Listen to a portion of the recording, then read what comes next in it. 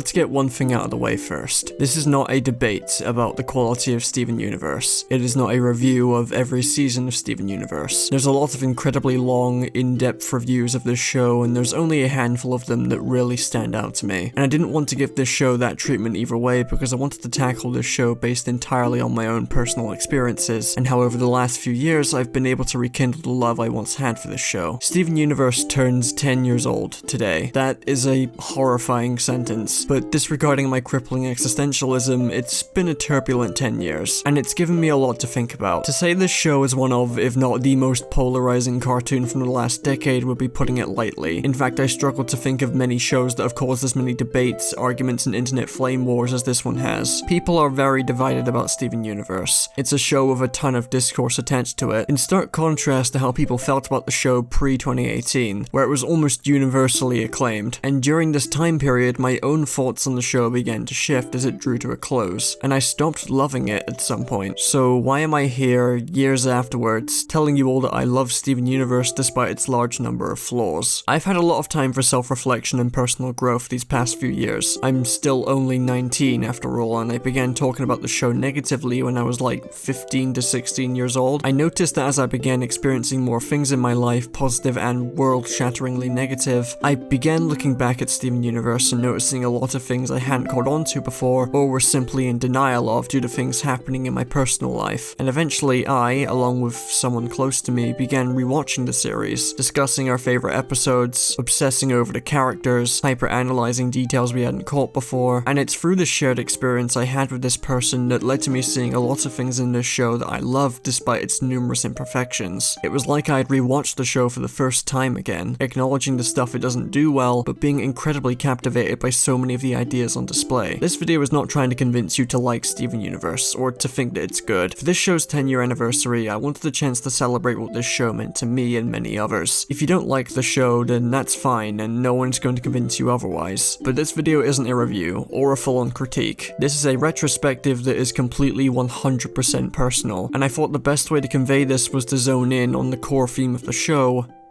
love. I mainly want this video to be a case study on how you can actually love something a lot even if you know it's brutally flawed and messy, because that's what Steven Universe is. A brutally flawed mess made with pure passion and love by people who legitimately cared. A show made with love, about love, that people loved, and that's best explored through the show's characters.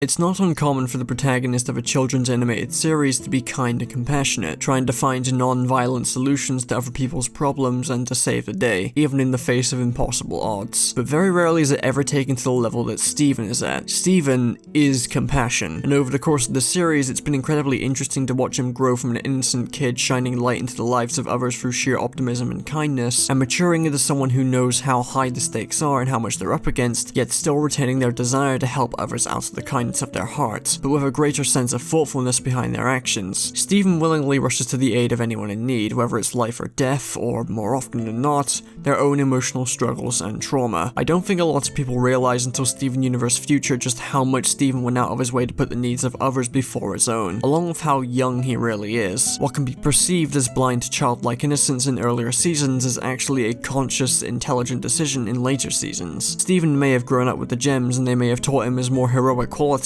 along with the basic concept of good versus evil, but Steven's compassion and empathy is not only unique to him, but is developed after two very specific episodes of Season 1. Monster Buddies and Ocean Gem are where Steven begins to realize his world isn't black and white like he had previously believed. Steven Universe Season 1 was originally a Monster of the Week kind of show, where Steven and the Gems had to defeat and contain the gem monsters, and that was all there was to the concept, until Steven unbubbled Centipedal, originally a gem called Nephrite, and began to bond with her. Despite being told that the gem monsters are dangerous and it's the job of the crystal gem to contain them, Steven's first response upon her choosing not to attack him is to reassess that it isn't a dangerous creature, but that it's scared and confused, developing a bond that leads to her sacrificing herself to save Steven later in the episode. And later on in Ocean Gem, once Pearl reveals that all the monsters they had been fighting were originally gems like them, only corrupted after the war against Homeworld, Steven begins to see things far more clearly, and while he's still relatively immature at his young age, he learns to always approach people, friends friend or foe with empathy, to not scare or fight them, but to try and understand them better. Steven knows in his heart that he can't convince or change anyone, but he still chooses to approach conflict in a peaceful, loving manner, and we watch this quality of his develop as he grows over the course of the series. But this alone doesn't entirely explain why Steven feels the need to always be there for people and to focus on their problems rather than his own safety and well-being. This is where the more self-destructive and toxic side of Steven's good intentions comes into play, explored further in Steven Universe Future. In the main Steven Universe series, Steven is around 13 to 14 years old and is regularly thrown into life or death situations and stressful scenarios. Is constantly living feeling he's disappointing people due to the lofty expectations he places on himself due to his mother's legacy, and around every turn has seen his friends and family in emotional turmoil. A lot of shows with child protagonists typically don't address how bad of an effect the events of the series are actually having on these kids. These feelings of stress can be absolutely overwhelming for someone his age, and Steven chooses to help people as a coping mechanism. He actively chooses to block out feelings of stress and his own mental well-being by focusing on the needs of others. And for a time this worked out for him because there was always danger around every corner, and he regularly dealt with the issues and trauma of many adults in his life and did his best to help them begin to heal and recover. It's through Steven's kindness that many characters were able to become stronger people, even when the odds are completely stacked against him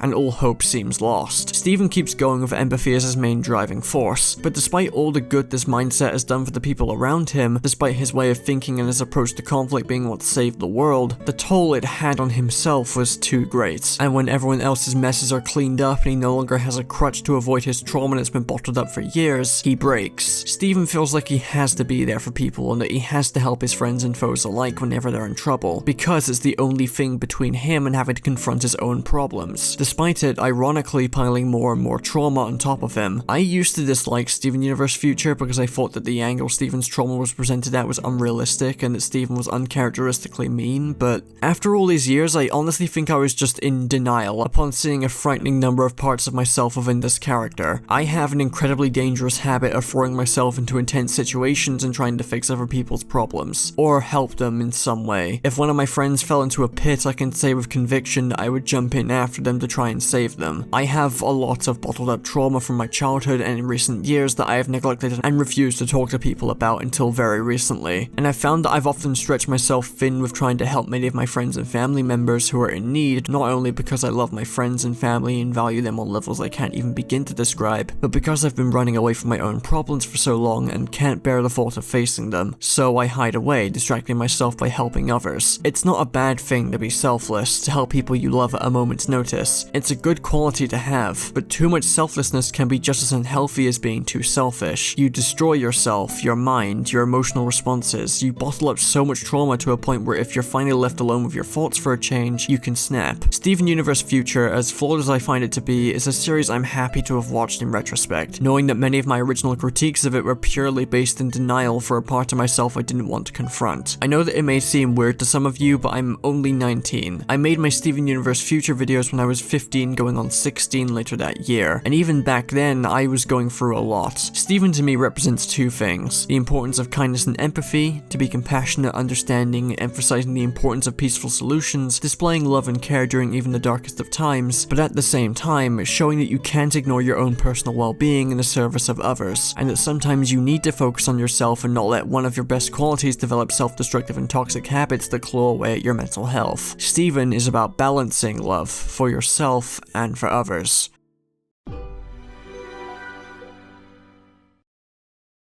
A lot of TV shows are expected to have at least one episode about the topic of being yourself, telling the viewers that they shouldn't be afraid of who they are or hate who they are and should just be proud of being, well, themselves. It's typically brought up as a one and done thing without further elaboration, and many shows with children in mind don't put in a ton of effort into making this moral stick. It's usually an incredibly shallow or surface level conflict followed by the phrase, just be yourself, and then the show will move on to other episodes for more one and done morals. And I really do not appreciate when shows do this, especially when they're made with kids in mind. There is so much more to the topic of self-esteem, self-loathing, and self-acceptance that requires a much more in-depth conversation, or at least a far more sensitive and creative way of being communicated without it coming off as insincere, which is why I can't help but love Amethyst and her radical deconstruction and personal growth over the course of the series. At the start of season 1, it's easy to find Amethyst obnoxious at first. While her sibling dynamic with Steven can be charming, it's easy to get annoyed given how often she she oversteps people's boundaries and does some incredibly reckless stuff. But as the series progresses and we're told more about what happened in the past between the gems and Homeworld, we get more insight into her backstory and a lot of the emotional baggage that has been weighing on her for thousands of years. A byproduct of a kindergarten set up to produce Amethyst soldiers to aid the diamonds in Homeworld during their invasion of Earth. An attempt to colonize the planet by sapping it of its resources to create more gems to serve the Empire, and led to the war between the crystal gems and the gems of Homeworld. The creation, not birth, creation of Amethyst, the Amethyst we know, not only harmed the planet, but she was brought into existence against her own will. And even then, she was the runt of her litter and formed years after the war itself had ended, left alone as a product of a war she had no idea happened until she met Rose Quartz and the remaining crystal gems who welcomed her to the team. When she hears all about how the crystal gems took a stand against the evil Diamond Authority and Homeworld's attempted colonization of Earth, she doesn't view it in the same triumphant way the other gems do. To her, all these words tell her is that she shouldn't exist, that she is a byproduct of a mistake, that she's a mistake. She completely melts down and fights Pearl, shouting through tears that she hates herself and that she never asked to be made. A lot of her goofier antics sometimes come off as, or are just ways for her to cope and not focus on any of it. Like when she reforms into Pearl after getting poofed, despite it being a funny visual, it very quickly becomes clear that she just desperately wants to feel like she's loved and that she isn't a mistake. And even when Pearl and Garnet tell this to her, she still can't let go of how she feels. She feels guilty for things that she had no control over, for things that happened before she even existed. Not helped by Jasper coming back into the picture in season 3, and now with the knowledge that she came out wrong, she desperately wants to beat Jasper to prove that even though she came out wrong, she's still good enough. And at the same time, wants to consider Jasper family given they're both quartzes. Jasper demolishes Amethyst's self-esteem and self-image by beating her while calling her worthless. Given Jasper resembles what she was supposed to be. And it's not until Steven reminds her that she isn't alone, and that while both of them aren't what people think they should be, they at least have each other, that she starts to recover. And what I love about Amethyst's development is that it properly treats self-acceptance as a process. It's not something you bring up as a one and done moral to cheer someone up. And after Steven and Amethyst beat Jasper together and realize that they're both not alone, Amethyst begins to evolve into one of the show's most mature characters. Getting to spend time with and getting along with quartz gems similar to her, including off-colors too, is an important moment I don't think enough people pay attention to, and it helps her realize that, yes, she is good enough, that she has value beyond being a byproduct of a failed takeover of the planet. Seasons 4 and 5, while debatably the show's most controversial, are my favourite seasons when it comes to Amethyst development, and it sheds so much more light on previous episodes that seem to be fun on the surface, like Tiger Millionaire, where she participates in wrestling matches in secret, and how she doesn't feel it's necessary anymore just to feel some sort of accomplishment in her life. And it all culminates when she reaches out to Steven, like Steven reached out to her in late season 5, when everyone is shocked at the revelation that Rose Quartz was Pink Diamond, and makes it clear that no one is responsible for what Rose did in the past, and that she isn't going to put another burden on Steven by unloading her emotions about it onto him like the other gems did. It's such a satisfying moment after 5 seasons showing her journey towards self-acceptance and boosting her self-esteem, and every time I look back on it, I appreciate and love what they did with Amethyst even more, as someone constantly struggling with their own feelings of self-worth and loathing. It means a lot to show a natural process of healing instead of disregarding it as a simple kid show moral, resulting in one of the most mature and powerful pieces of storytelling to come from the show in general. Amethyst is all about self-love and self-acceptance, and all of the complex feelings that come with the journey towards that realization that you are in fact good enough, and no one can ever say otherwise.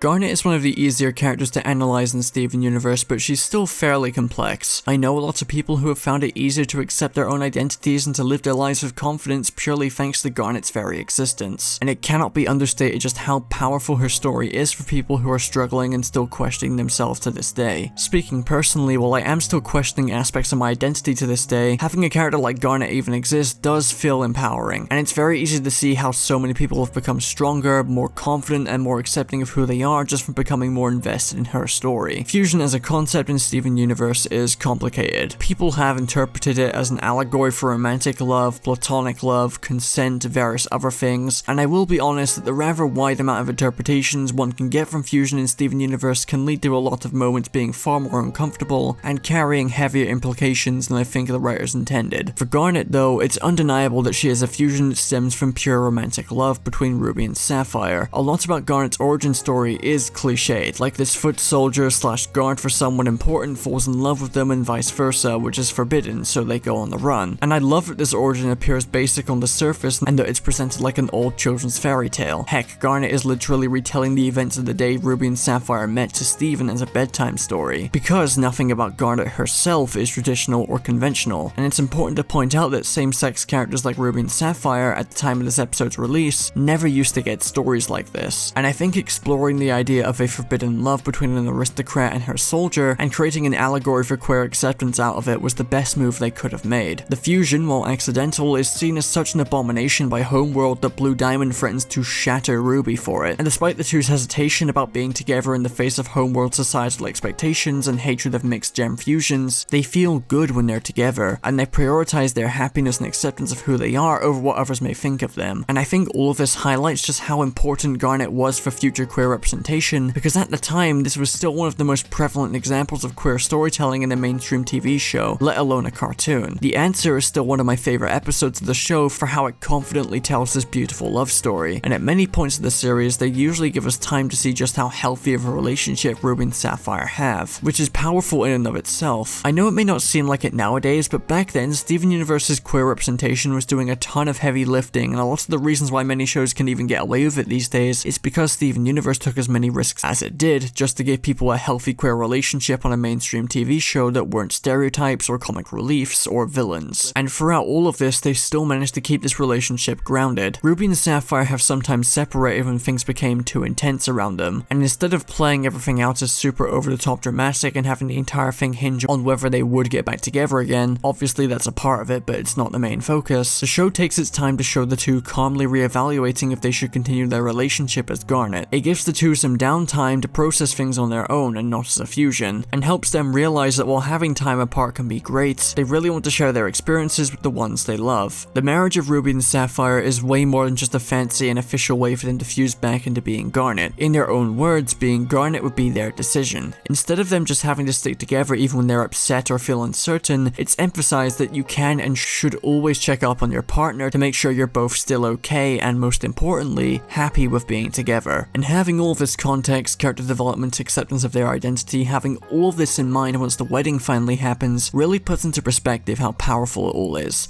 and how thoughtfully written this relationship was. Some can argue that the relationship is unhealthy because the two are very dependent on each other as Garnet, but I feel everything that happened between these two in season 5 helps to alleviate that issue. And I can't talk about Garnet without mentioning Stronger Than You at least once. While many of the song's lyrics capture the essence of the entire series, the song perfectly represents Garnet's self-acceptance and willingness to stand up against injustice. Garnet is about the power of romantic and unconditional love, along with standing in defiance of societal expectations and not letting them dictate who you are. She may be easier to understand than the other gems, but she still leaves just as big of an impact.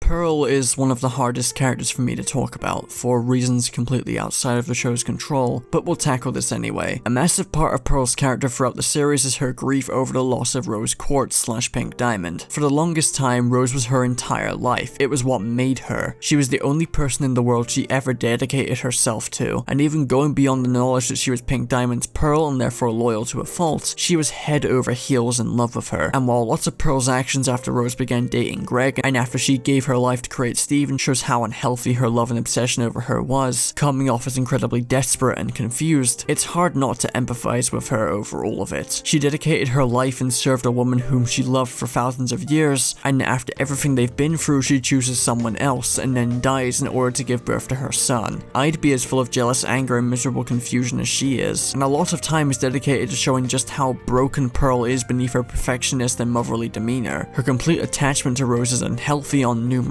levels, and her grief over Rose's death is something she never quite gets over, even though she makes numerous efforts to come to terms with it and gets over her jealousy for and mends her ties with Greg. The loss of Rose, along with the heavy burden left upon her, has left her deeply traumatized. She was the only one of the Crystal Gems who knew who Rose really was, kept it a secret from them for thousands of years, keeping up with the lie that Rose couldn't let out in order to fake the shattering of Pink Diamond purely against her will, as Rose exercised her authority as a diamond to silence her forever. So many times throughout throughout the series we see Pearl covering her mouth, unable to speak, and it's all because of her loyalty as a Pearl to her diamond, yet Rose still chose to silence her. Watching the series from the beginning, it's seriously depressing how much Pearl has been invisible, silent pain that we just didn't know about until season 5, and this gets a lot worse once you think about the implications of her faking the shattering of Pink Diamond. Rebecca Sugar said in an interview somewhere that I can't find that Pearl sees Pink Diamond and Rose Quartz as separate people in her mind, having full faith and belief in Pink's new identity as Rose, but still having the Pearl side of her be loyal to her diamond. Even though she didn't kill Rose during the fake shattering, she killed Pink Diamond, the person she was made to serve. Given what we know about Pearls, there is no doubt that this caused a catastrophic amount of psychological damage to her, along with plenty of other issues we don't know about due to her completely disobeying her programming. And it's not even considering that this action led to all-out war, thousands of gems being shattered or corrupted. And to think all of this time she couldn't tell anyone about Rose, let alone the insane guilt and psychological damage she must have felt from causing everything to escalate like this, is honestly heartbreaking. And the fact that she was never allowed to speak up even after Rose had died and she was trying to raise her son is devastating. She spends so long after Rose's passing still loving her for Steven, unable to completely move on and not being able to fully see Steven as his own person. She even admits that sometimes she thinks of what Rose would think of her now if she could see her through Steven's eyes, and it's only when Steven hugs her and says, "Well,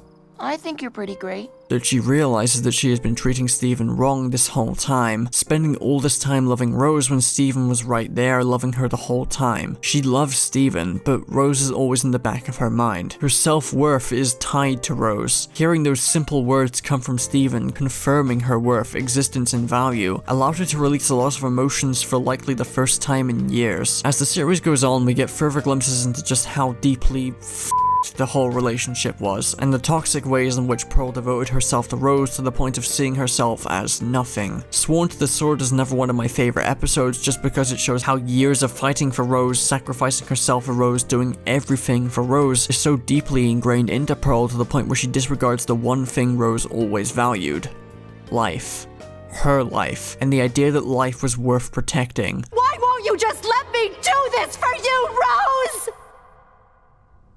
Little by little, she manages to overcome many of the emotional hurdles towards being able to move on, but there's one last burden she could not deal with: her secret. And in one last move, despite the pain she knew it was going to cause, she found a way to get Steven to find out the truth, disobeying her order, and finally relieving her of the last thing keeping her from being able to find peace. But healing from thousands of years of trauma is not an immediate process. In Steven Universe Future, she's still hurting, but she's also healing. In her mind, she still finds ways to make excuses for the awful things Rose did, but she knows that nothing can excuse them anymore, and so she reaches out to Pink Pearl, bonding over their shared trauma from Pink Diamond and being able to have an easier time moving forward because of it. Pearl is far and away one of the most complex characters in Steven Universe. Thousands of years spent silently suffering, trying her best on a planet she doesn't fully understand, with new duties she still isn't used to, still in service of a woman who emotionally abused her. And now, after all these years, she's finally allowed to move on. And while how long the healing process will take is anyone's guess, she's finally allowed to move on without so many burdens being placed upon her. Pearl isn't about a specific kind of love, but a combination of repressed trauma, attachment, and grief that all stem from the love she had for one woman who didn't reciprocate, and the process of healing from scars that have cut that deep for so many years.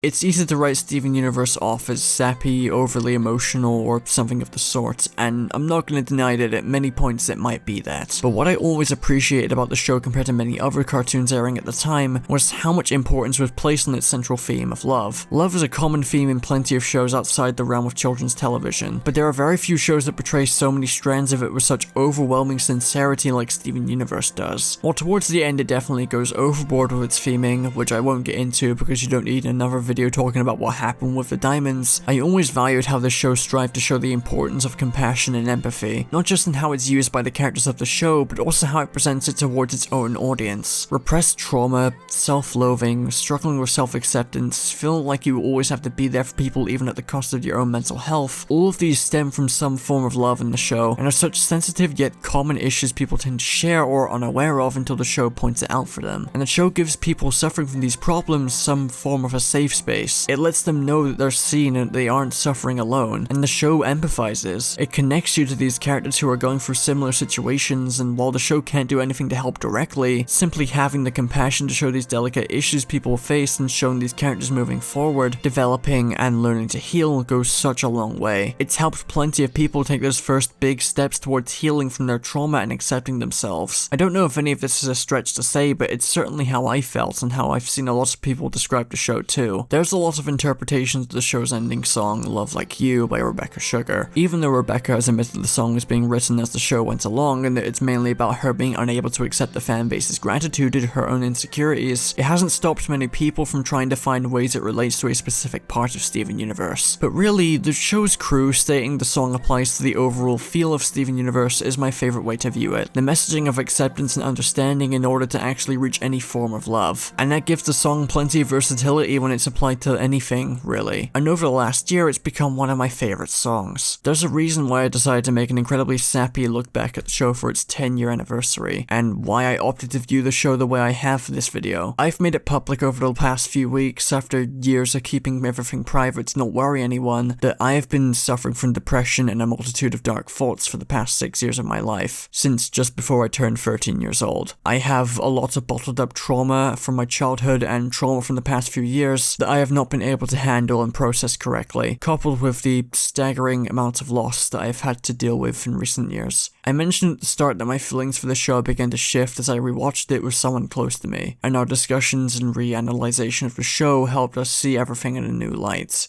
That person was my girlfriend.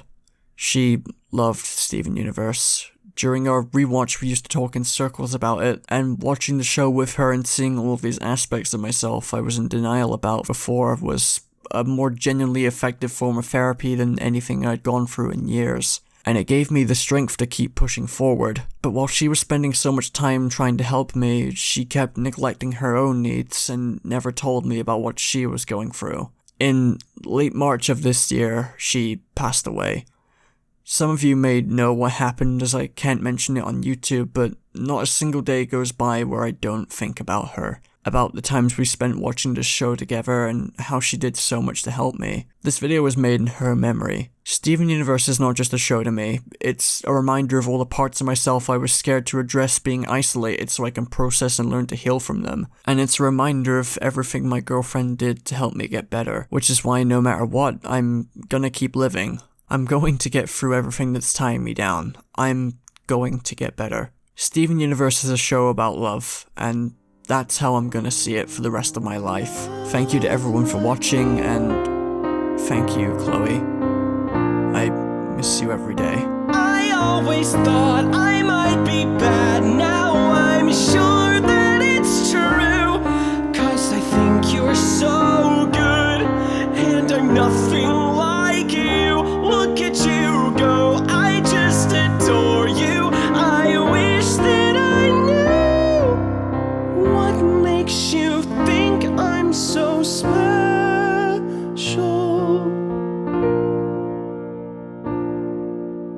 Even though I can't compare, and I'm sorry if I stare, I just want to do everything. Maybe I could learn how to love. People say this love is wrong, but all I want is to belong. I can say without any doubt, everyone should learn how to love like you.